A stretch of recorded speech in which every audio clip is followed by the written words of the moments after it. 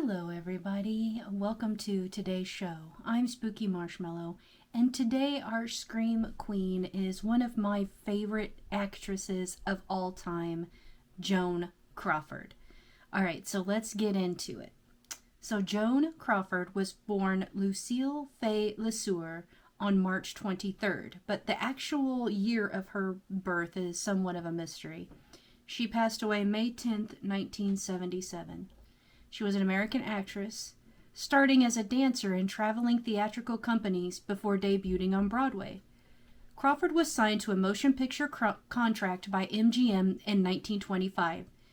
Initially frustrated by the size and quality of her parts, Crawford began a campaign of self-publicity and became nationally known as a flapper by the end of the 1920s. Also, in the 1930s, Crawford's fame rivaled MGM colleagues Norma Shear and Greta Garbo.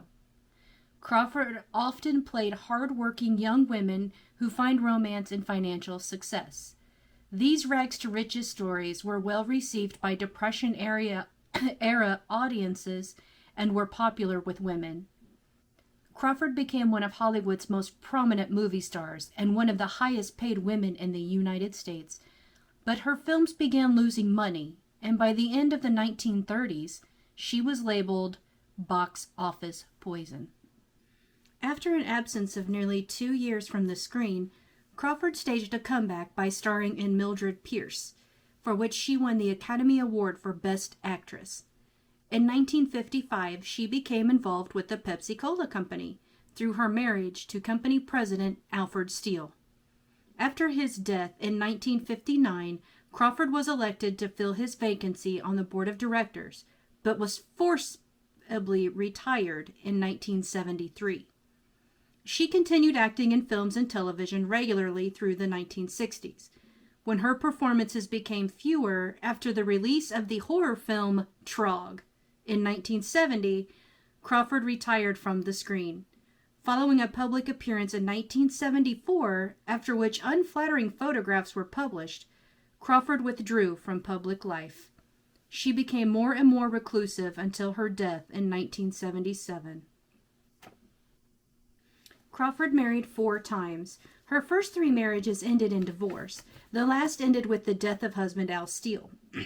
She adopted 5 children, one of whom was reclaimed by his birth mother. Crawford's relationships with her 2 older children, Christina and Christopher, were acrimonious.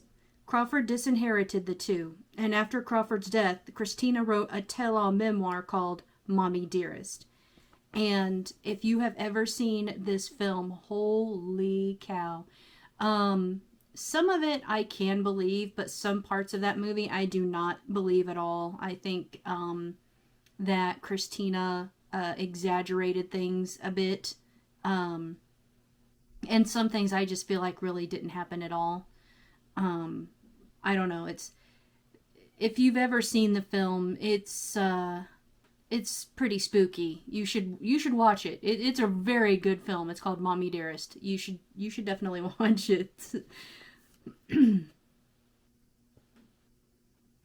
She did radio and television spots, including episodes of Night Gallery, as well as making movies throughout her career. She had many contracts throughout her career, including MGM, RKO, and William Castle. And to me, that is what qualifies her as a Scream Queen. Joan Crawford's handprints and footprints are immortalized in the forecourt of Grauman's Chinese Theater in Hollywood. She has a star on the Hollywood Walk of Fame at 1752 Vine Street for her contributions to the motion picture industry. Playboy listed Crawford as number 84 of the 100 sexiest women of the 20th century. In 1999, Crawford was also voted the 10th greatest female star of the classic American cinema by the American Film Institute.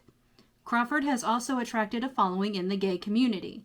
In Joan Crawford, The Essential Biography, the author believes that Crawford appealed to many gay men because they sympathized with her struggle for success in both the entertainment industry and her personal life.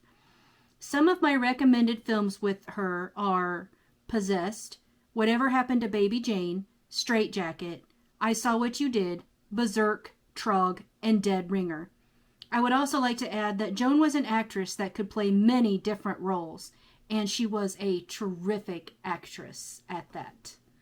That's going to do it for today's video. Thank you so much for watching. I'm Spooky Marshmallow, and you know what to do. Please like and subscribe to this channel. I would greatly appreciate it. And remember, stay spooky, my friends.